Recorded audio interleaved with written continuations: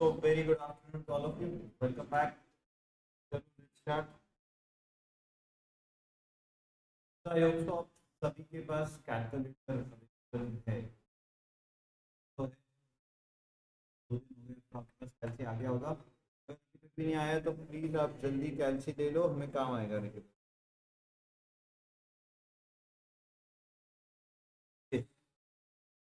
तो मैंने आपको अभी तक काफी सारे डिफरेंट कैलकुलेशंस कैलकुलेटर पे सिखाए हैं।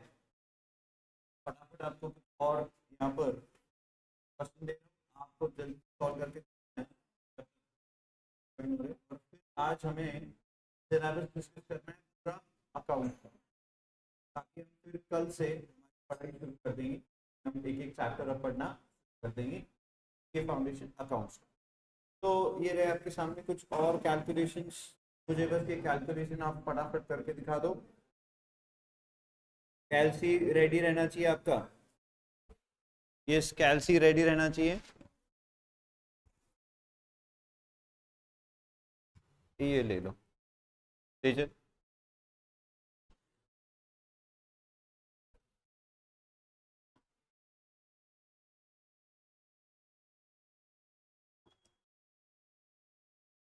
हाँ, क्या बोल रहे?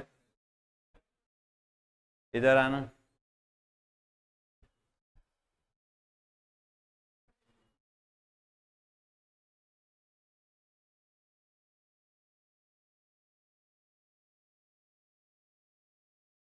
ठीक।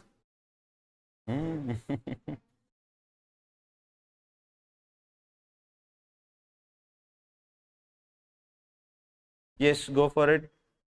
प्रैक्टिस हो जाएगी, रिवाइज हो जाएगा। देखा क्या प्रॉब्लम?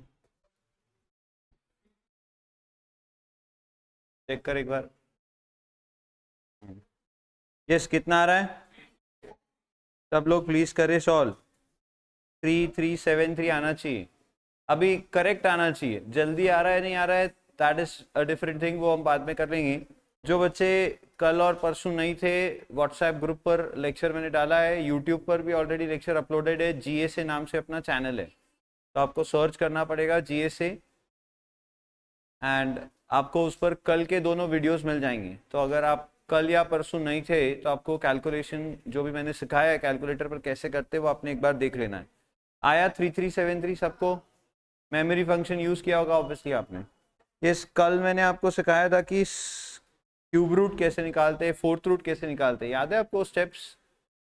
क्या आपको ये स्टेप्स याद है कि आपको पहले 12 टाइम्स रूट दबाना है, then you have to subtract 1, then divide by जितना आपको रूट निकालना है, बराबर, फिर ऐड 1 और फिर into is equal to 12 times. याद है ये स्टेप्स? तो लो, इन्हीं स्टेप्स को यूज करो और मुझे फिफ्थ रूट ऑफ 961 निकाल के दिखाना है। कोशिश करना है, आना चाहिए।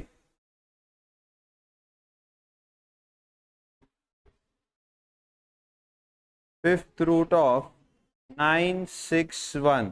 अच्छा, आपको स्टेप्स याद नहीं होगी तो ये स्टेप्स मैंने लगा दिए आपके सामने, आप देख करके भी स्टेप्स परफॉर्म कर सकते हो। कल जो बच्चे नहीं थे उन्हें नहीं आएगा, तो वो लोग यूट्यूब पर वीडियोस एक बार देख लेंगे कल और परसों के, फिर आपको आएगा। ठीक है? कितना आ रहा है? 3.95631 9531 आ रहा है क्या सबको?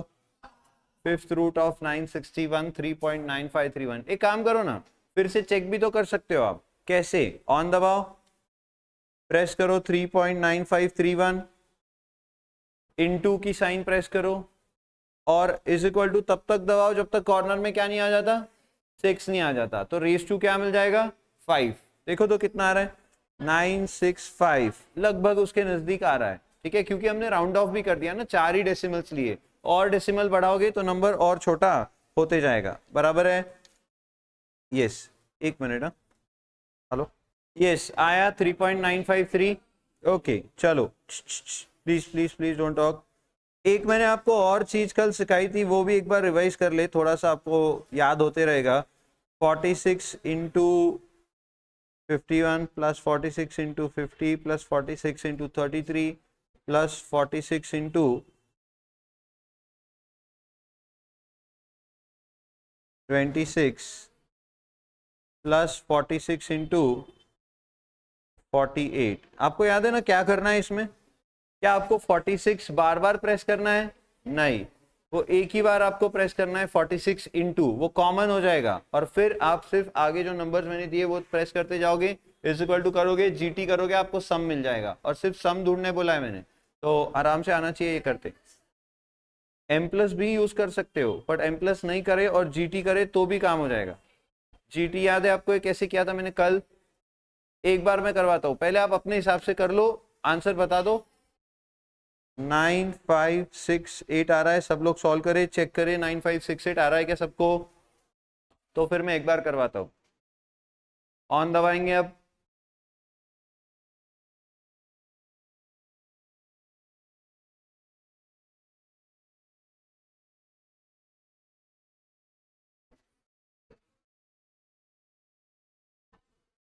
आया सबको? 9568 तो मिल गया है?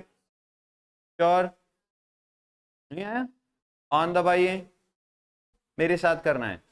देखो अब इसको करने के बहुत सारे तरीके हैं। एक जो आपने एम प्लस सीखा हुआ है वो आप कर सकते हो। दूसरा मैंने कल सिखाया था, अगर आप ध्यान से देखोगे तो क्या इसमें 46 into 46 into 46 into 46 into 46 into common है थ्रू आउट? यस सर, सभी में 46 इंटू कॉमन है। तो मैं क्या कर सकता हूँ, कैलकुलेटर पे 46 इंटू को कॉमन रख सकता हूँ। ये कैलकुलेटर पे स्ट्रेंथ है, ये इसकी ताकत है, ये बहुत जबरदस्त डिवाइस है, तो इसको यूज कर रहे हैं। तो ऑन दबाएंगे, टाइप करो 46 इंटू, प्रेस करो,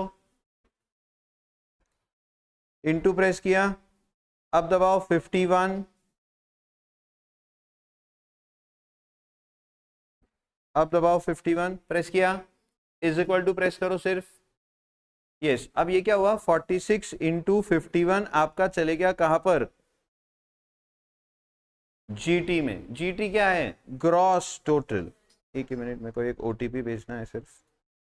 हाँ, ग्रॉस टोटल में चले गया। अब मुझे और भी कुछ नंबर्स है जिनको 46 से ही मल्टीप्लाई करना है और ऐड भी करना है।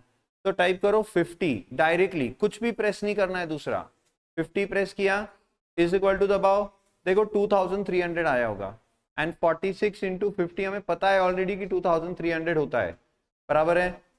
बोलो ना हाँ। हाँ, फिर प्रेस करो 33, इज इक्वल टू प्रेस करो, बेटी में आया 33 प्रेस करो, इज इक्वल टू प्रेस किया, हाँ 26 प्रेस करो, इज इक्वल टू प्रेस करो, now press 48 and is equal to press करो, किया। अब सुनो, तो मतलब क्या हो रहा है, आप जब भी कोई एक नंबर प्रेस कर रहे थे 46 into that number, 46 into that number, 46 into that number होते जा रहा था, बराबर है?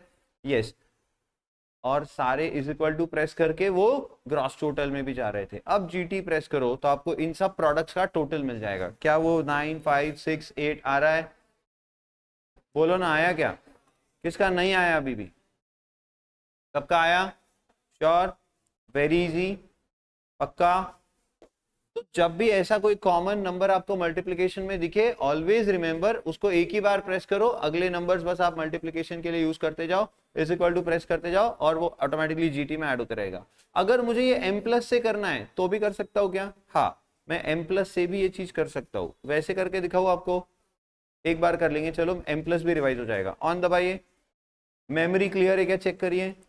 एमआरसी 2-3 बार प्रेस कर देना है। मेमोरी क्लियर है? हाँ, मेरे साथ करना है, कैलकुलेशन करो 46 इंटू 51। अब सुनो, डायरेक्ट एम प्लस भी दबाया तो भी चलता है, बिकॉज एम प्लस में ना इज इक्वल टू फंक्शन भी होता है। यानी वो एम प्लस क्या करता है, सुन तो लो, एम प्लस क्या करता है, इज इक्वल टू भी करेगा, मतलब 46 इंटू 51 भी करेगा और उसको मेमोरी में ऐड भी कर लेगा। और नहीं, आपको भरोसा नहीं है कि नहीं सर एम प्लस से शायद नहीं हो, तो आप पहले इज इक्वल टू दबाओ, मल्टीप्लीकेशन हो जाएगा, फिर एम प्लस दबाओ तो भी चलेगा। एक मिनट, आपने क्या किया मेरे को ये बताओ पहले। 46 इंटू 51 एम प्लस ऐसे किया है, ठीक है? अच्छा, 46 इंटू 51, तो आपके स्क्रीन पे अभी 2346 दिख रहा है क्या? मतलब सही चल रहा है आपका कैलसी। ठीक है, क्योंकि हर कैलसी कंपनी अलग हो जाती है तो उससे फंक्शन भी थोड़े थोड़े चेंज होते हैं। किसी जो बहुत ही ज्यादा ओरिजिनल कैलसी होते हैं 400 500 प्लस वाले, अगर किसी ने कैलसी खरीदे होंगे, उसमें कुछ फंक्शंस लिमिटेड हो जाते हैं, क्योंकि वो कैलकुलेटर जो होता है फिर वो मतलब होता स्टैंडर्ड है, लेकिन उसमें जो मैं कैलकुलेशंस बता रहा हूँ सारे नहीं होंगे। मैं जो कैलकुलेशंस आपको बता रहा हूँ वो सारे 150 वाले में जल्दी होंगे, ये बात याद रखो। तो मैं तो रिकमेंड करूंगा आप 150 वाला यूज करो। मैंने भी सीए फाउंडेशन से लेकर सीए फाइनल तक 150 वाला एक ही कैल से यूज किया था थ्रू आउट। आखिरी आखिरी में तो सारे नंबर्स गायब हो गए थे, बट पता था कौन सा नंबर कहाँ होता है, तो हाथ बैठ जाता है। तो एक ही कैल से आपने स्टैंडर्ड रखना है जो आप सीए फाइनल तक यूज करोगे, क्योंकि उस पर आपका हाथ बैठ जाएगा और आपको आदत हो जाएगी, जैसे मोबाइल फोन की हमको आदत होती है सेम वैसे ही। ठीक है, चलो तो मेमोरी फंक्शन यूज कर रहे थे, आपने 46 × 51 एम प्लस किया है। अब सुनो 50 टाइप करो, सिर्फ 50, दबाना मत कुछ भी जब तक मैं ना बोलूं। अब इज इक्वल टू पहले प्रेस करना, ठीक है, ये आपके कैलसी टू कैलसी डिफर करेगा, इसलिए मैं एक स्टैंडर्ड जो सब पे अप्लाई होगा वैसे करवा रहा हूँ। आपने इज इक्वल टू प्रेस किया तो 2300 आना चाहिए। अब मैंने डायरेक्ट एम प्लस नहीं प्रेस किया, क्योंकि अब अगर एम प्लस प्रेस करूंगा ना तो मेमोरी फंक्शन क्या करेगा, वो 50 को मेमोरी प्लस कर देगा, मुझे 46 × 50 मेमोरी प्लस करना है। तो पहले इज इक्वल टू प्रेस करना जरूरी, सो दैट वो 46 × 50 हो जाए, समझा। और अब एम प्लस दबा दो, तो अब ये 2300 मेमोरी फंक्शन में ऐड हुआ। थोड़ा समझ में आया, पक्का, श्योर। तो अब 33 टाइप करो और इज इक्वल टू प्रेस करो, तो ये 46 × 33 हुआ। अब उसको m प्लस कर दो। अब 26 टाइप करो, इज इक्वल टू टाइप करो, m प्लस कर दो। एंड 48 टाइप करो, इज इक्वल टू प्रेस करो, m प्लस कर दो और दबाओ MRC। आना चाहिए 9568। आया? आया? तेरा नहीं आया? MRC दबाया क्या तूने? Until and unless you press MRC button, you cannot see what calculations have been done in memory. Memory function में क्या हुआ है वो MRC दबाने के बाद ही आपको दिखेगा, वरना आपको जो लास्ट कैलकुलेशन हुआ था ना वही दिखता रहेगा। ठीक है, ओके, ये आया समझ में? पक्का? अच्छा, जो बच्चों को नहीं पता है वो YouTube वीडियो देखेंगे, इवन ये भी वीडियो आपको YouTube पे मिल जाएगा, तो आप रिविजन कर लेना।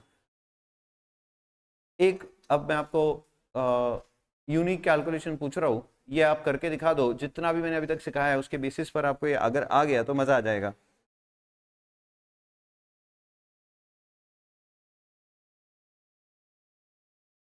फाइव रेज टू 2/3,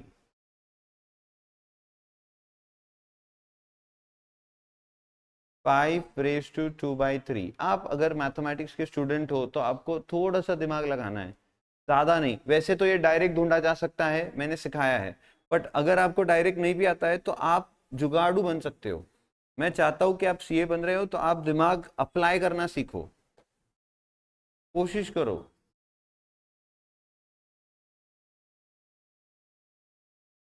सारी बात कैलसी पे ही नहीं होगी, कुछ दिमाग से भी हो जाएगा इधर।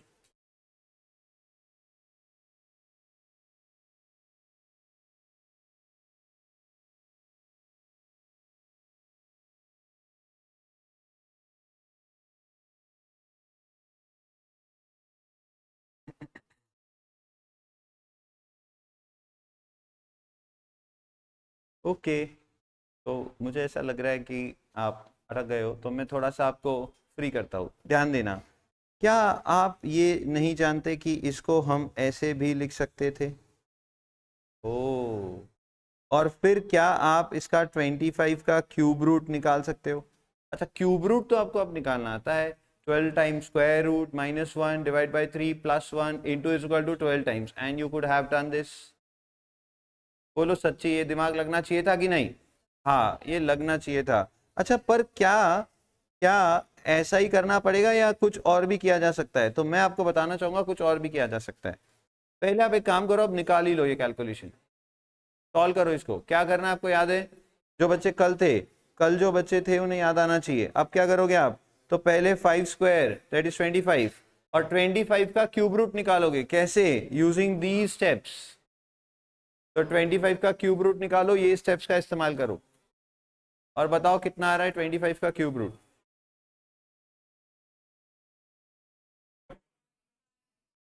8.51 कुछ तो बोल रहे बच्चे, मैं देख लेता हूँ इधर कितना आ रहा है।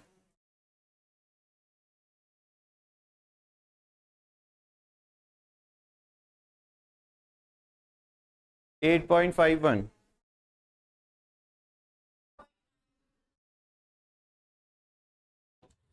8.51 is not correct. 2.924 is the correct answer. चलो मैं आपको कुछ बताना चाहता हूँ. अब सब लोग मेरे पास ध्यान देंगे, जिन्हें ये आता है, जो कल थे वो भी, और जिन्हें नहीं आता है वो कोशिश करेंगे मेरे साथ. बाकी तो कल का लेक्चर आप देखोगे तो आराम से आप समझ जाओगे. ध्यान देना है, मुझे 5⁻2/3 ढूंढना है. ठीक है, तो पहला तो दिमाग आपका लगना चाहिए था कि सर ये पावर्स को हम पावर टू पावर कर सकते हैं, तो 5 स्क्वायर का क्यूब रूट हो सकता है, यानी 25 का क्यूब रूट आपको ढूंढना था. तो 25 का क्यूब रूट कैसे ढूंढते हैं ये मैंने कल से कहा था. क्यूब रूट आप कैलकुलेटर पर डायरेक्टली नहीं ढूंढ सकते, कैलकुलेटर की पावर के बाहर हो जाता है वो. तो कैलकुलेटर में क्यूब रूट अगर ढूंढना है तो वी यूज दीज फंक्शंस. क्या है वो function? Press square root 12 times, then press -1, then divide by 3, क्योंकि मुझे क्यूब रूट ढूंढना है. फिर +1 और into is equal to 12 times करना पड़ेगा. मैं इसी का इस्तेमाल करके डायरेक्ट 2/3 पावर भी ढूंढ सकता हूं. वो कैसे? ध्यान देना. एक तो आपने कर दिया 25 का क्यूब रूट, वो सबको आया? क्या करते कि करवाओ एक बार, पक्का आया है? 2.924 समथिंग मिला है. ग्रेट. अब डायरेक्ट 5⁻2/3 भी ढूंढा जा सकता है. तो ऑन दबाइए और 5 प्रेस करिए. अब मैंने 5 का स्क्वायर नहीं किया पहले, ठीक है, मैंने 5 प्रेस किया है. 5⁻2/3 ढूंढ रहे हैं हम. यही सेम स्टेप्स कोई भी पावर ढूंढने के लिए यूज की जा सकती है. बहुत ही जबरदस्त स्टेप्स है ये. ओके, तो सर 5 प्रेस कर दिया है, अब क्या करना है? 12 टाइम्स स्क्वायर रूट प्रेस करना है.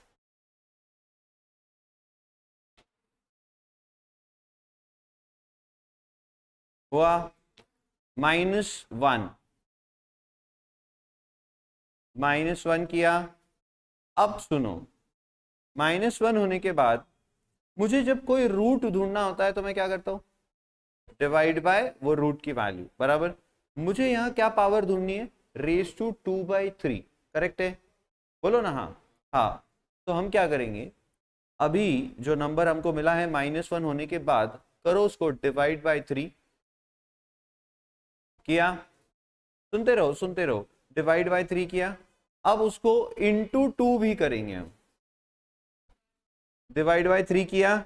डिवाइड बाय 3 किसके लिए किया? सर ये रूट के लिए. और इंटू 2 किसके लिए बोल रहा हूं? ये पावर के लिए. आप समझ रहे हो क्या मेरी बात? इंटू 2, क्योंकि मुझे 5 स्क्वायर का क्यूब रूट ढूंढना है, तो मैंने क्यूब रूट के लिए डिवाइड बाय 3 किया. बट अगर आपको कभी स्क्वायर ढूंढना है ना, तो यही फंक्शन यूज हो सकता है. उसमें बस आपको डिवाइड की जगह पे क्या यूज करना पड़ेगा? इनटू यूज करना पड़ेगा. आप समझे मेरी बात थोड़ी सी? इस डिवाइड की जगह आपको क्या यूज करना पड़ेगा? प्रोडक्ट. अब करो, आपने इंटू 2 किया. अब करो +1.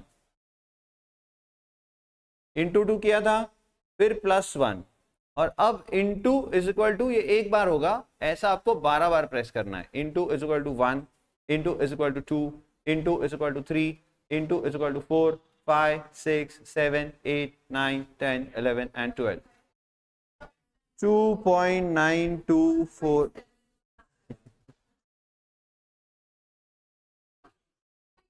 तेरा भी वही है? तेरा भी वही है? कुछ तो गड़बड़ की तुमने. फिर से करेंगे. ये 2.924 आना चाहिए. किसका इसका आया 2.924? Very good, great. तो जिनका नहीं आया फिर से एक बार करो, प्रेस करो 5. और जिनका आ गया एक बार फिर से कोशिश करो. पहले प्रेस करो 5. 12 टाइम्स स्क्वायर रूट दबाना है आपको.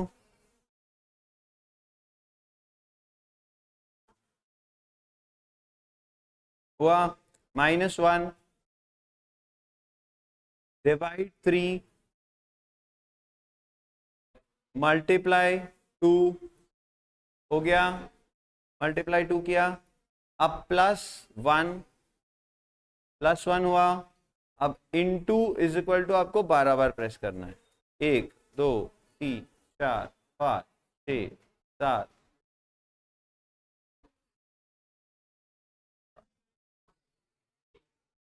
तो आप इंटू इज इक्वल टू में कुछ तो गड़बड़ कर रहे हो. आप जब ये into is equal to press करते हो ना, बहुत ध्यान से प्रेस करना है.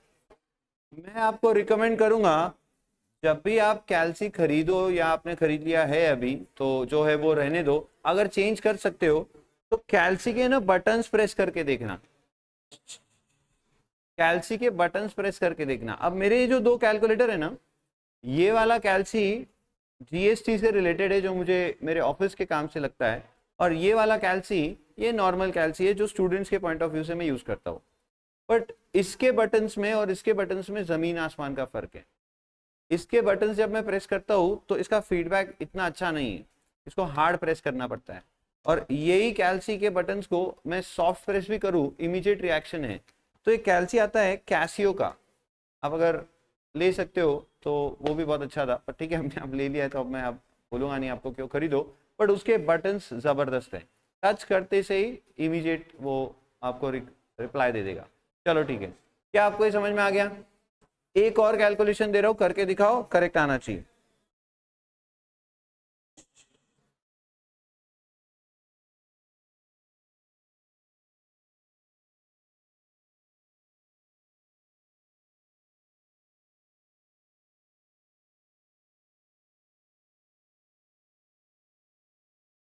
Yes, go for it. 4:3/2 आपको ढूंढना है।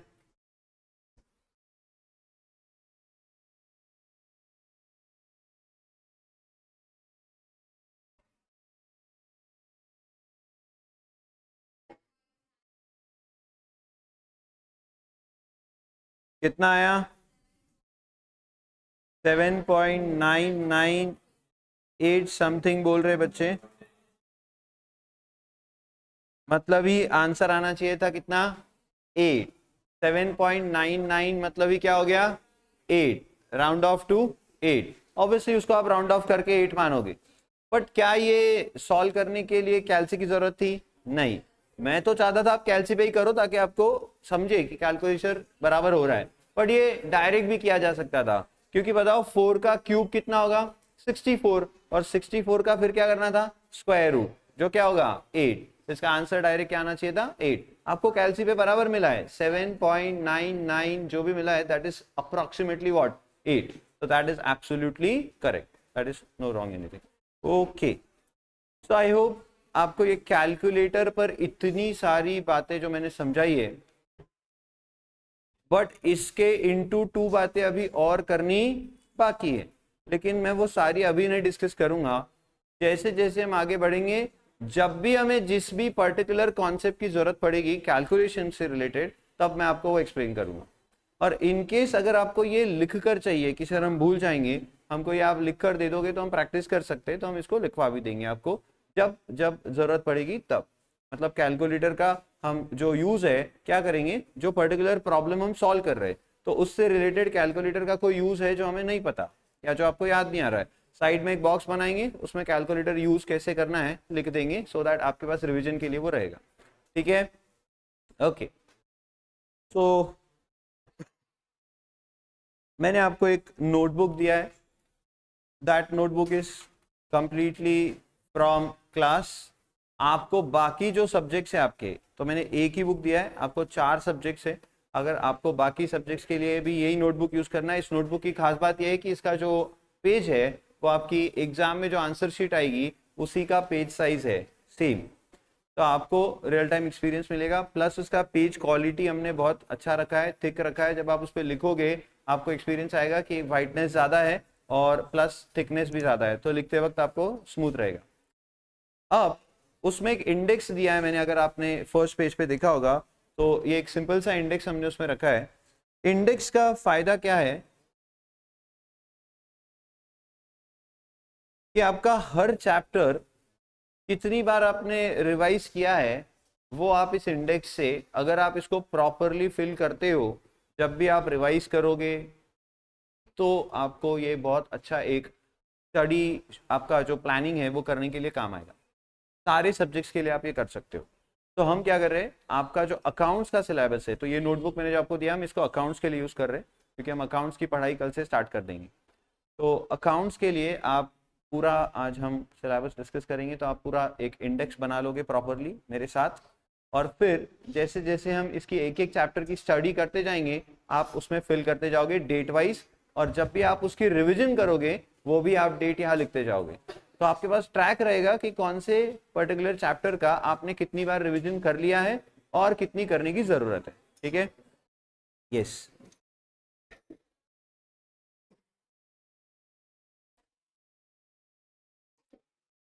तो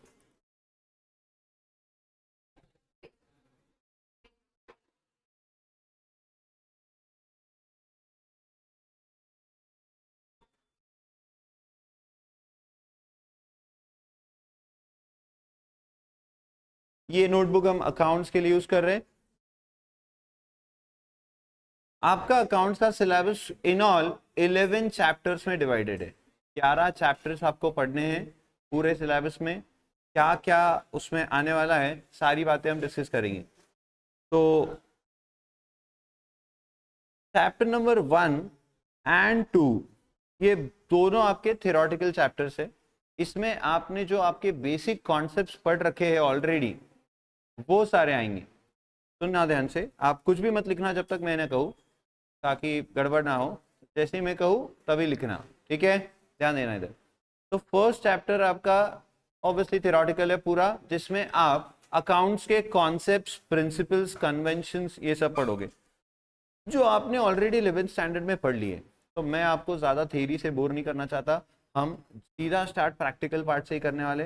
ये थ्योरी पार्ट जब हम एग्जाम के लिए रिवीजन करेंगे तब आपको मैं पूरा डिस्कस करा दूँ, यानी एकदम फास्ट। इसका हम विद इन 1 और 1.5 आवर का एक लेक्चर रहते हैं और उसमें हम ये पूरा थ्योरी डिस्कस करते हैं, उससे आपको सारी आइडिया आ जाएगी। तो उसको मैं इस इंडेक्स में कंसिडर नहीं करना चाहता, ठीक है। सेकेंड जो चैप्टर है आपका, वहां पर आपको एक ही सिर्फ प्रैक्टिकल यूनिट है, that is rectification of errors. बाकी सारे जितने भी यूनिट्स है वो आपने ऑलरेडी 11th में पढ़ लिए, जैसे जर्नल एंट्रीज, लेजर्स बनाना, सब्सिडियरी बुक्स बनाना and all the other simple topics. Trial balance कैसे बनता है, फाइनल अकाउंट्स क्या होते हैं, तो ये सब आपको ऑलरेडी पता है। तो वो आपके चैप्टर 2 में आता है, तो वो भी हम यहाँ पे नहीं लिख रहे। सिर्फ हम यहाँ पर एक ही चैप्टर जो हमारे चैप्टर 2 का यूनिट 6 है उसको हम यहाँ पे लिख लेंगे, that is what, rectification of errors. तो जैसे आपका मॉड्यूल का सीक्वेंस है उसी सीक्वेंस में मैं आपको चैप्टर्स लिखवा रहा हूँ। हम पढ़ने वाले इसी सीक्वेंस में है, जरूरी नहीं है, हम सीक्वेंस बदलते हैं हमारे हिसाब से। तो रेक्टिफिकेशन ऑफ एरर्स आपका फर्स्ट जो सबसे पहला जो प्रैक्टिकल चैप्टर है, that is rectification of errors. Then second is bank reconciliation statement. क्या आपने ऑलरेडी बैंक रिकंसिलिएशन स्टेटमेंट पढ़ लिया 11th में? हाँ, तो हम इसी से स्टार्ट करने वाले कल से।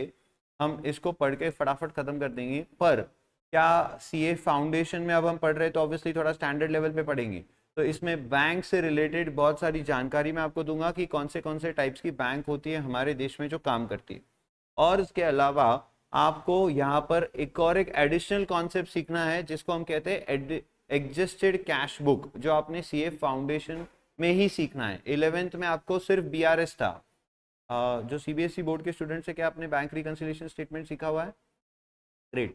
तो आपने बैंक रिकंसिलिएशन स्टेटमेंट बनाना सीखा है अभी तक सिर्फ, लेकिन हम उसको आगे लेके जाएंगे और हम उसमें कैश बुक को एडजस्ट करना भी सीखेंगे। तो एडजस्टेड कैश बुक बनाना हमें सीखना पड़ेगा, दैट इज एडिशनल पार्ट जो यहाँ पर आएगा।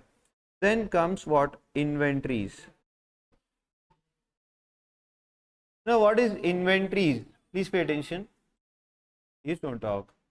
Inventories would be your next chapter, chapter number 4. This is your chapter number 3. This is your chapter number 4 as per your module. पर हम मॉड्यूल के हिसाब से नहीं, हम हमारे हिसाब से नंबर्स करेंगे, ठीक है। यस, तो चैप्टर नंबर 4 इज इन्वेंट्रीज। ध्यान देना, इन्वेंट्री वैल्यूएशन ये पूरी तरीके से नया कॉन्सेप्ट है, आपको इसके बारे में जीरो आइडिया है। ये हम सेकेंड चैप्टर पढ़ने वाले बीआरएस के बाद। पहले हम बैंक रिकंसिलिएशन स्टेटमेंट सीखेंगे, फिर हम इन्वेंट्री सीखेंगे। इन्वेंट्रीज में बेसिकली आपको क्या सीखना है? क्या आप सभी ने अब फाइनल अकाउंट्स बना लिए हैं प्रोप्राइटर के? अभी तक तो नहीं, अब आप सीखने वाले हो। 11th स्टैंडर्ड में आप सीखोगे, अभी आपका नेक्स्ट चैप्टर अकाउंट्स में हमारा वही है। उसमें ना क्लोजिंग स्टॉक आएगा। तो रिमेंबर, मैंने पहले भी आपको बताया है कि स्टॉक मींस व्हाट, जो गुड्स आपने सेल करने के लिए लाए थे लेकिन at the end of the year आप उन्हें बेच नहीं पाए, तो that is basically your closing stock. तो that closing stock needs to be valued, उसका वैल्यूएशन करना पड़ता है ताकि हम उसको हमारे एसेट्स में, करंट एसेट में रिकॉर्ड कर सके और उसे हम हमारी एक ट्रेडिंग अकाउंट हम बनाते हैं उसकी क्रेडिट साइड में रिकॉर्ड कर सके। जो अभी तक आप सीखे नहीं हो, सीखोगे फिर आपको समझ आएगा मैं क्या बोल रहा हूँ। तो उसका वैल्यूएशन कैसे किया जाता है ये 11 12 में कहीं नहीं सिखाया जाता है। वहां बस आपको वैल्यू क्वेश्चन में लिख कर दे देते, बोलते यूज कर लो। बट ये फाउंडेशन में हम उस वैल्यू को एक्चुअली निकालना सीखेंगे। तो that would be our third chapter, that is inventories. फिर आएगा फोर्थ, डेप्रीसिएशन। क्या आप अभी 11th में, जो मेरे स्टेट बोर्ड के स्टूडेंट्स हैं, आप लोग 11th में डेप्रीसिएशन ही पढ़ रहे हो? हाँ, एंड मैं एक्सपेक्ट कर रहा हूँ कि सीबीएसई बोर्ड के जो स्टूडेंट्स हैं उन्होंने भी डेप्रीसिएशन ये कॉन्सेप्ट सीख तो लिया होगा डेफिनेटली। तो डेप्रीसिएशन यहाँ पर मैं फिर से इन डिटेल आपको समझाऊंगा, पर आपने 11 के लेवल पर सिर्फ दो मेथड्स ऑफ डेप्रीसिएशन सीखी है। Those are what? SLM method and WDV method. But in CA Foundation, we have 6 methods of charging depreciation. There are actually no 6 methods. There are infinite methods. Depreciation charge करने की there can be infinite methods. आप जैसी चाहो वैसी method design कर सकते हो। हम वो भी बात करेंगे जब हम डेप्रिसिएशन सीखेंगे। बट आपके सिलेबस के पॉइंट ऑफ व्यू से you have in all 6 different methods जो हमें सीखनी है। एंड फिर हम changes in asset value, changes in life of the asset, changes in scrap value of the asset. क्योंकि आपको याद होगा, अब आप ये जानते हो इसलिए मैं ये बात कर रहा हूँ, डेप्रिसिएशन जब आप चार्ज करते हो SLM मेथड से, सिंपल सा एक फॉर्मूला आप यूज करते हो, cost minus scrap value upon life of the asset. But the scrap value and the life both are estimated, because you can not exactly say कि इस एसेट की value after a certain life इतनी scrap value इसकी मिल जाएगी, आप estimate कर सकते हो। सिमिलरली लाइफ भी आप एस्टिमेट कर सकते हो कि ये एसेट कितने साल तक मेरे बिजनेस को फायदे देगी या बेनिफिट्स देगी। तो आप एक एस्टिमेशन निकालते हो, सपोज 10 साल। लेकिन after charging depreciation using 10 years life, 6 साल तक आपने डेप्रिसिएट कर दिया है। और अब जब आप उस एसेट की तरफ देख रहे हो तो आपने देखा कि यार ये एसेट तो अभी भी एकदम बढ़िया है और इसको मैं और 10 साल यूज कर सकता हूँ। तो क्या लाइफ बाद में चेंज हो गई? तो you need to change the depreciation, क्योंकि सर लाइफ पहले जब एसेट खरीदी थी तब 10 साल की लेके चले थे, अब एसेट की लाइफ भी चेंज हो रही है। क्यों? क्योंकि हम जैसे जैसे आगे जा रहे हैं तो एसेट यूज कर रहे हैं ना एक्चुअली, तो 6 years के बाद उसको री एस्टिमेट किया जाएगा। तो वो री एस्टिमेशन का कैसे इफेक्ट दिया जाता है, डेप्रिसिएशन का रेट या डेप्रिसिएशन कैसे चेंज किया जाता है, और बाकी की जो 6 मेथड्स है, यानी कुल मिला के 2 तो आपने पढ़ ली है, 4 आपको और पढ़ानी है। वो 4 मेथड्स क्या है, ये सारी बात हम डेप्रिसिएशन में सीखेंगे। और एक नया कॉन्सेप्ट आएगा जिसे हम कहते हैं प्रोविजन फॉर डेप्रिसिएशन, जो आपने 11th में नहीं सीखा है, बट सीबीएसई बोर्ड के स्टूडेंट्स ने भी सीखा होगा। प्रोविजन फॉर डेप्रिसिएशन कैसे यूज करते हैं और उसको कैसे रिकॉर्ड करते हैं, that will also learn. Okay, after depreciation हमारा चैप्टर नंबर 5 एक्चुअली डेप्रिसिएशन आएगा इन योर मॉड्यूल, हमारे हिसाब से वो 4th आएगा। देन 5th चैप्टर हम पढ़ेंगे, that would B bills of exchange. तो आपने बीआरएस पढ़ते वक्त एक एडजस्टमेंट सीखा है जिसमें आप बिल डिस्काउंटेड डिसऑनर्ड की वजह से कैश बुक एंड पासबुक के बैलेंसेस में डिफरेंस आता है। तो आपको वहां पर बिल से रिलेटेड मैंने एक पूरी कहानी सुनाई थी अगर आपको याद हो तो। और वो बिल्स रिसीवेबल, बिल्स पेएबल, वो बिल्स कैसे रिकॉर्ड किए जाते हैं, उसमें एक कॉन्सेप्ट आता है बड़ा ही इंपॉर्टेंट जिसपे इंस्टीट्यूट को क्वेश्चन पूछना बहुत पसंद है। इंस्टीट्यूट जब भी मैं बोलूँ तो आईसीआई की मैं बात कर रहा हूँ। आईसीआई ये आपका इंस्टीट्यूशन है जो आपकी डिग्री आपको देने वाला है सीए की। गुड। तो इंस्टीट्यूट को बहुत पसंद है क्या पूछना, बिल्स ऑफ एक्सचेंज से एक कॉन्सेप्ट है अकोमोडेशन बिल करके। तो वो आपको बिल्स ऑफ एक्सचेंज में सीखने मिलेगा, और एक्जैक्टली ये बिल्स ऑफ एक्सचेंज क्या है ये भी आपको सीखने मिलेगा। आपने 11th स्टैंडर्ड में सब्सिडियरी बुक सीखा है, आपने कैश बुक बनाया, कैश बुक के टाइप्स आपने बनाए, single column, double column, triple column आपने बनाया, पेटी कैश बुक आपने बनाया, करेक्ट। इसके अलावा आपने परचेज बुक बनाया, सेल्स बुक बनाया, परचेज रिटर्न बुक बनाया, सेल्स रिटर्न बुक बनाया, एंड जर्नल प्रॉपर बनाया। बट आपने बिल्स रिसीवेबल बुक और बिल्स पेबल बुक का नाम जरूर पढ़ा होगा लेकिन बनाया नहीं। वो हम सीखेंगे कहाँ, यहाँ भी, और 12th में भी आपको सीखने मिलेगा इन स्टेट बोर्ड। 12th में भी आपको सीखने मिलेगा, प्लस यहाँ पर भी आपको सीखने मिलेगा।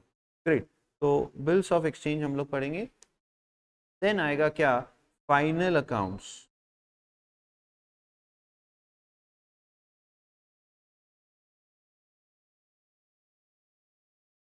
फाइनल अकाउंट्स मतलब फाइनेंशियल स्टेटमेंट्स बनाना। इसमें आपको 2 यूनिट पढ़ने मिलेंगे, unit number 1 and unit number 2।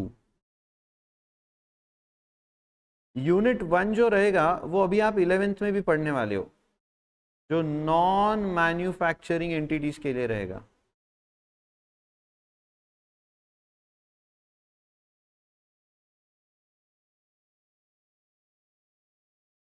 But unit 2 जो है वो आप फाउंडेशन में नए से पढ़ोगे, वो आपने 11th या 12th में नहीं पढ़ा है, जिसे हम कहेंगे manufacturing entities.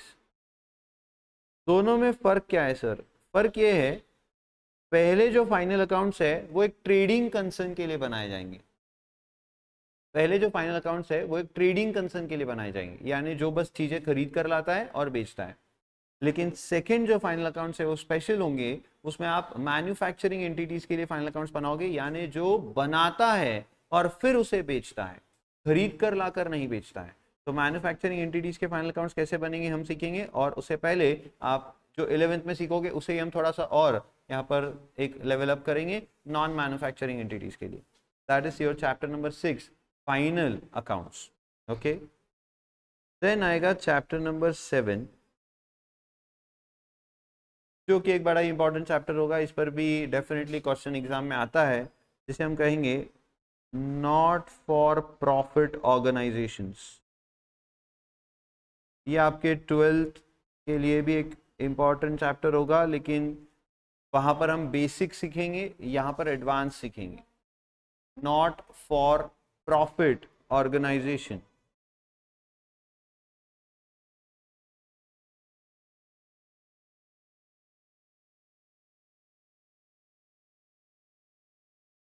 Not for profit organisation. यहाँ पर जो आपने फाइनल अकाउंट सीखे हैं चैप्टर नंबर 6 में, वो आपने सीखे हैं जो प्रॉफिट कंसर्न्स है, यानी जो प्रॉफिट कमाने के लिए बिजनेस कर रहे हैं, जिनका मोटिव प्रॉफिट कमाना है। बट क्या आपको पता है कि हम ऐसी बहुत सारी संस्थाएं चला रहे हैं जो प्रॉफिट कमाने के लिए तो नहीं होती है। जैसे एग्जाम्पल के लिए शिरडी वाले साईं बाबा, उनकी एक ट्रस्ट है, तिरुपति बालाजी ट्रस्ट, बराबर। क्या लगता है आपको इनके पास कितने पैसे होंगे? सर अगर गिनने बैठे हम लोग सारे मिलकर भी तो महीनों लग जाएंगे, पर पैसे खत्म नहीं होंगे, इतने फंड्स है।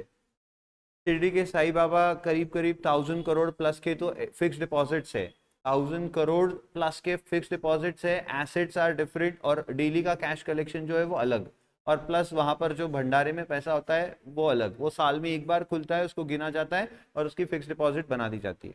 ठीक है, मंदिर तो पूरी तरीके से डेवलप हो चुका है, सारी प्रेमाइसेस डेवलप हो चुकी है, तो अब जो भी फंड्स आ रहे हैं वो तो सारे क्या है, वो आइडियल है, बस वो प्रसाद के लिए और बाकी मैनेजमेंट के लिए यूज होते हैं, जो भी वहां पर साफ सफाई वगैरह करते हैं उनको सैलरी वगैरह देने के लिए। पर डोंट यू थिंक कि इनका भी अकाउंटिंग होना चाहिए? ऑब्वियसली होना चाहिए सर, बिकॉज यहाँ पर फिर जो ट्रस्टीज है जिनके हाथ में सारा कंट्रोल है, they will miss use the money, जो एक्चुअली होता है उसे रोक नहीं सकते, लेकिन फिर भी इनका अकाउंटिंग होना जरूरी है। इसके अकाउंटिंग होने के दो कारण हैं, एक तो सर सारी बातों का हिसाब रहना चाहिए, और दूसरा टैक्सेस। क्या इन्हें टैक्सेस लगाए जाते हैं? मुझे टैक्सेस लगते हैं क्योंकि मैं प्रॉफिट कंसर्न चला रहा हूँ, मेरा काम है, मैं ये काम कर रहा हूँ क्योंकि मुझे प्रॉफिट कमाना है, और उस प्रॉफिट से फिर मैं क्या कर रहा हूँ, उस प्रॉफिट पर मुझे टैक्सेस पे करने पड़ते हैं, इसलिए मेरे अकाउंट्स लिखे जाते हैं, सो दैट मैं बता सकूँ कि मैंने कितना प्रॉफिट कमाया। लेकिन क्या ये जो नॉट फॉर प्रॉफिट कंसर्न होते हैं, इन्हें कोई टैक्सेस लगाते हैं क्या? नहीं, they are not levied any taxes, उनको कोई टैक्सेस नहीं लगाए जाते। पर इनको टैक्सेस से दूर तभी रखा जाता है जब ये इनके पास आने वाले डोनेशंस का इस्तेमाल सिर्फ पब्लिक सर्विस के लिए, सोसाइटी के वेलफेयर के लिए अगर कर रहे हैं। अगर इन्होंने थोड़ा सा भी बिजनेस मोटिव वहां पर शुरू कर दिया, या इन्होंने प्रॉफिट कंसर्न जैसे कोई काम शुरू कर दिए, तो इन्हें टैक्सेस लगाए जाएंगे। तो इन्हें टैक्सेस से बचना है तो इन्हें अपने पूरे प्रॉपर अकाउंट्स बना के देने हैं, सो दैट ये बता सके कि हमने जितना डोनेशन रिसीव किया है सारा हमने यूज किया है इन सोशल सर्विसेज, यानी हम गरीबों को खाना खिला रहे हैं, पेड़ लगा रहे हैं, और जो भी मंदिर में श्रद्धालु आ रहे हैं उनके लिए खाना बना रहे हैं या प्रसाद बना रहे हैं, जो भी चीजें, तो ये सारा खर्चा आपको बताना पड़ेगा अकाउंट्स करके, और इसको एक चार्टर्ड अकाउंटेंट से ऑडिट करवाना पड़ता है। तो मेरे हाथ में है उसका पूरा टैक्स लगना है कि नहीं लगना है ये बात, क्योंकि मैं जब उसका ऑडिट करूंगा तो चेक करूंगा कि मंदिर ने कोई भी फिजूल के खर्च तो नहीं किए, जबरदस्ती का पैसा कोई और तो यूज नहीं कर रहा है। अगर मुझे कहीं दिखा ऐसा और मैंने कमेंट कर दिया तो government will immediately start levying taxes, उनका चैरिटेबल ट्रस्ट का लाइसेंस कैंसिल कर दिया जाएगा। इसलिए इनकी भी अकाउंटिंग करना जरूरी है, जो हम कहाँ सीखेंगे, सी फाउंडेशन अकाउंट्स में। Good. Then 8th chapter very important, बड़ा मजा आएगा इसमें आपको। 8th चैप्टर में भी accounts from incomplete records.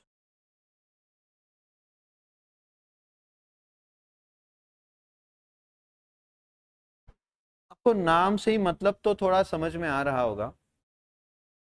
Sir incomplete record, single entry system, आपने नाम सुना होगा सिंगल एंट्री सिस्टम। 11th के भी सिलेबस में है, स्टेट बोर्ड में भी है, सीबीएसई बोर्ड को भी होगा। इनकम्प्लीट रिकॉर्ड्स यानी आपके पास पूरे रिकॉर्ड्स अवेलेबल नहीं है। मतलब एक कोई पर्टिकुलर ऑर्गेनाइजेशन है जो सिंगल एंट्री सिस्टम फॉलो कर रही है। वैसे आज के डेट में ऐसी कोई ऑर्गेनाइजेशन होती नहीं है गवर्नमेंट ऑर्गेनाइजेशंस को छोड़कर, क्योंकि गवर्नमेंट अभी भी बहुत आउटडेटेड है हमारी, तो वो आज भी सिंगल एंट्री सिस्टम यूज कर रही है।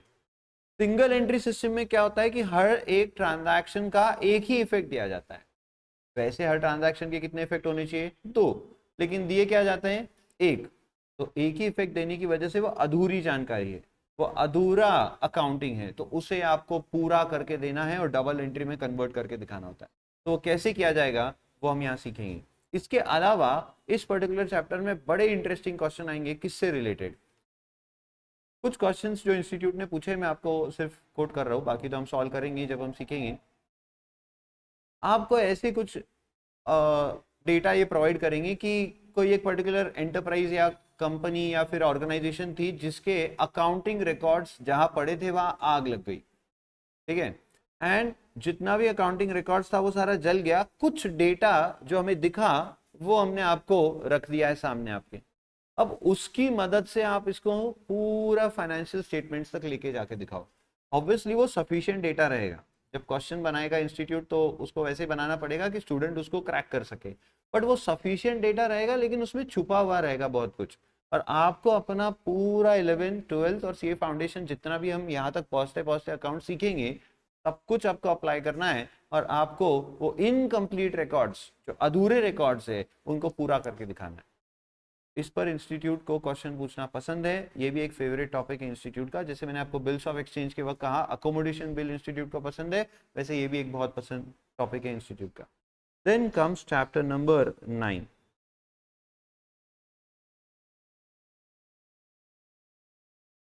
तो ये बेसिकली आपका चैप्टर नंबर 9 होगा मॉड्यूल के हिसाब से, हमारे हिसाब से 8 आ रहा है उसका नंबर। देन 9 आएगा पार्टनरशिप अकाउंट्स।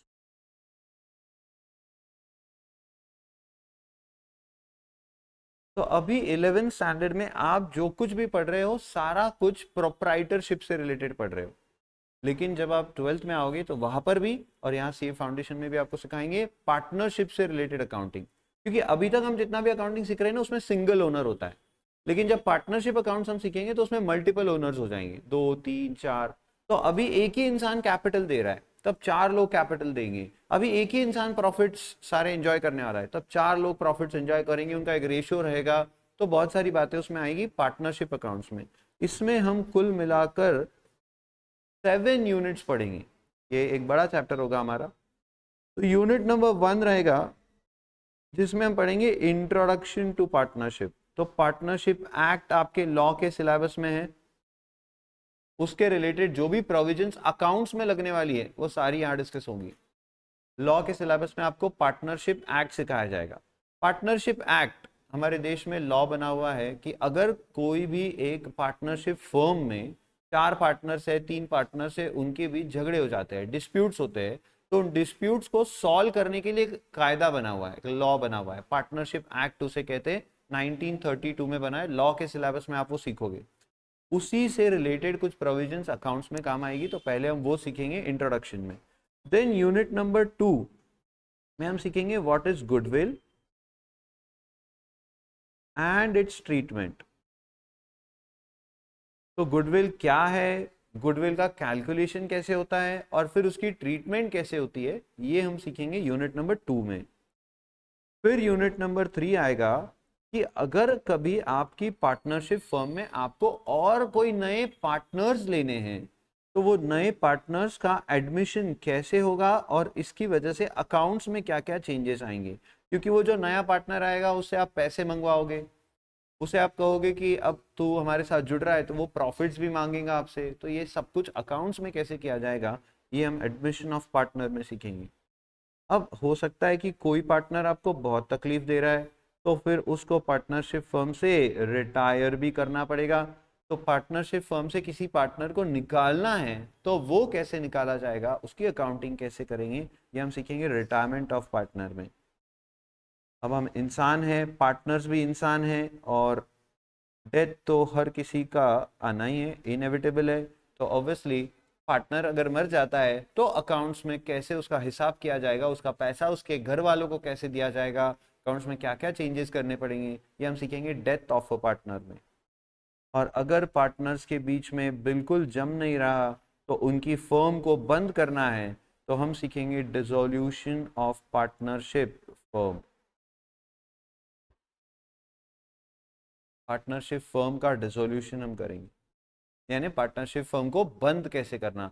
तो हम पार्टनरशिप फर्म को शुरू करने से लेकर पार्टनरशिप फर्म में नया पार्टनर लाना, एक पार्टनर को निकालना, और कोई पार्टनर मर जाए तो कैसे अकाउंटिंग करना, और फिर फर्म को बंद करना तक सब कुछ सीखने वाले, पूरा हिसाब किताब इसमें आ जाएगा। आप एक काम करना, यहाँ पर एंड LLP अकाउंट्स ऐसा भी लिख देना, है जगह तो, नहीं है तो छोड़ दो। Partnership accounts and LLP accounts. LLP क्या होता है sir? Very good, limited liability partnership. ये एक नया कॉन्सेप्ट है, इससे रिलेटेड लॉ के सिलेबस में पूरा एक्ट है, LLP एक्ट उसे कहते हैं, वो भी आप सीखने वाले हो लॉ के सिलेबस में। यहाँ मैं आपको अकाउंट सिखाऊंगा सारा, आपको लॉ में पार्टनरशिप का पूरा लॉ सिखाया जाएगा, यानी कायदा क्या काम करता है पार्टनरशिप के लिए, वो आपको वहां सीखने मिलेगा। This is all about partnership accounts, chapter number 9, and then comes chapter number 10, company accounts. तो जो हमारे CBSE के स्टूडेंट्स हैं और जो स्टेट बोर्ड के स्टूडेंट्स हैं, वो दोनों कंपनी अकाउंट सीखेंगे 12th स्टैंडर्ड में, 12th स्टैंडर्ड में। और नेक्स्ट ईयर से हम दोनों को पढ़ाने वाले हैं, स्टेट बोर्ड को भी और CBSE बोर्ड को भी। तो जो CBSE के स्टूडेंट्स हैं, आपको अकाउंट्स का जो आपका CBSE का पैटर्न है वो भी यहाँ पर ही सीखने मिल जाएगा, प्लस फाउंडेशन की स्टडीज तो हम यहाँ पर करने ही वाले। ग्रेट। अब कंपनी अकाउंट्स में भी कुल मिला के आपको 6 यूनिट्स पढ़ने हैं। कौन से यूनिट्स हैं? तो यूनिट नंबर 1, सबसे पहले हम पढ़ेंगे इंट्रोडक्शन। तो आपके पास इंडेक्स नेक्स्ट पेज पर भी है, आप वहां कंटिन्यू कर सकते हो अगर जगह नहीं है तो। Introduction to companies. आपके लॉ के सिलेबस में कंपनीज एक्ट 2013 है, हमारे देश में जो जो कंपनीज बनती है उनको क्या कायदा अप्लाई होता है, क्या रेगुलेशंस उनके लिए बने हुए हैं, ये सारा आपको CA फाउंडेशन लॉ सिलेबस में सीखने मिलेगा। बट मैं यहाँ पर उसका इंट्रोडक्शन सिर्फ आपको दूंगा लॉ से रिलेटेड। मेरा काम है अकाउंट्स आपको सिखाना। तो अकाउंट्स कहाँ से शुरू होगा? यूनिट नंबर 2 से, जिसमें हम सबसे पहला काम जो कंपनी करती है, issue of shares, comma, forfeiture and re issue, ये हम सीखेंगे यूनिट नंबर 2 में। री issue of forfeited shares, issue of shares. तो कंपनी जब शेयर्स इशू करती है तो क्या उसकी जर्नल एंट्रीज होती है, कैसे वो अकाउंटिंग करती है सारा शेयर्स इशू करने का। देन forfeiture कैसे किया जाता है, forfeiture क्या होता है मैं अभी समझा रहा हूँ आपको थोड़ा सा। और री issue of forfeited shares.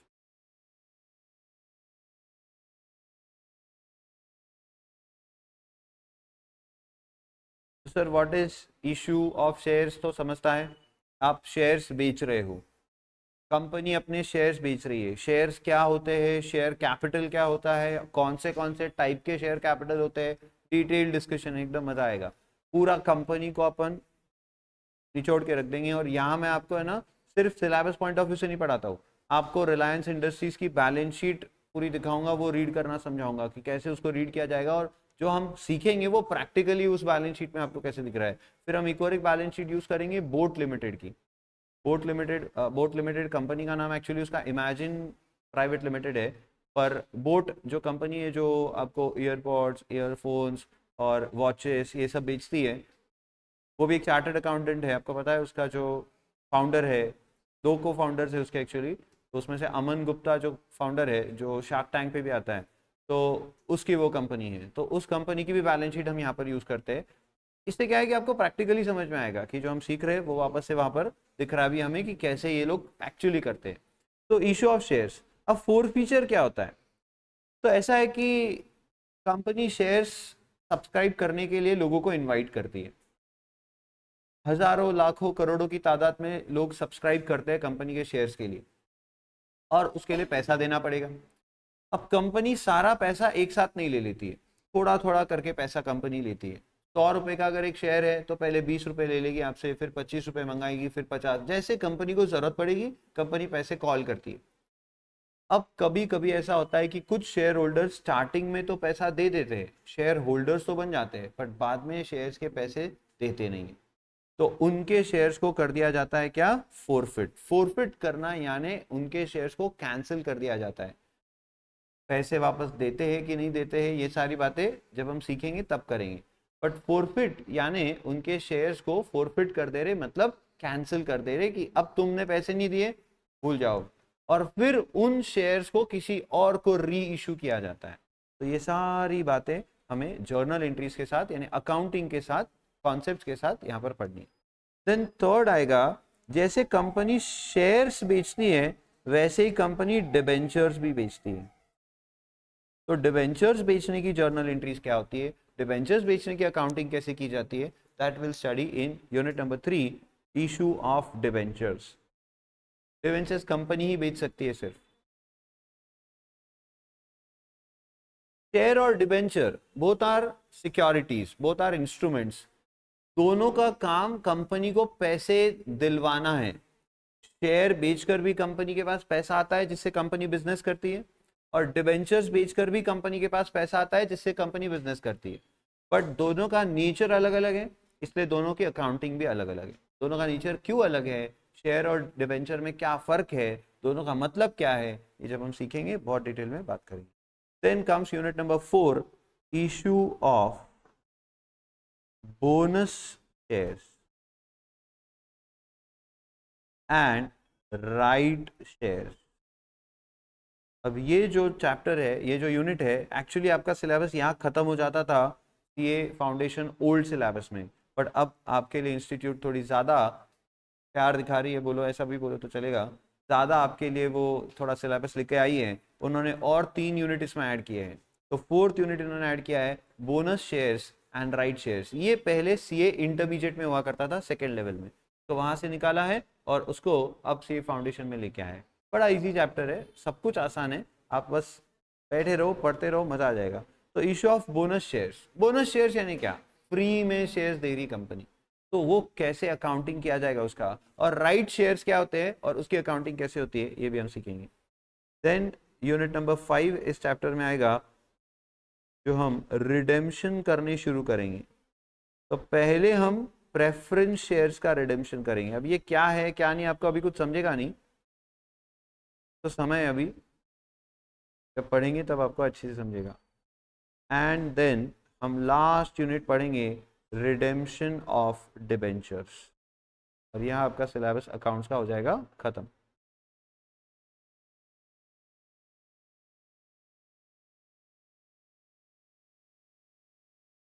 Redemption of preference shares and redemption of debentures.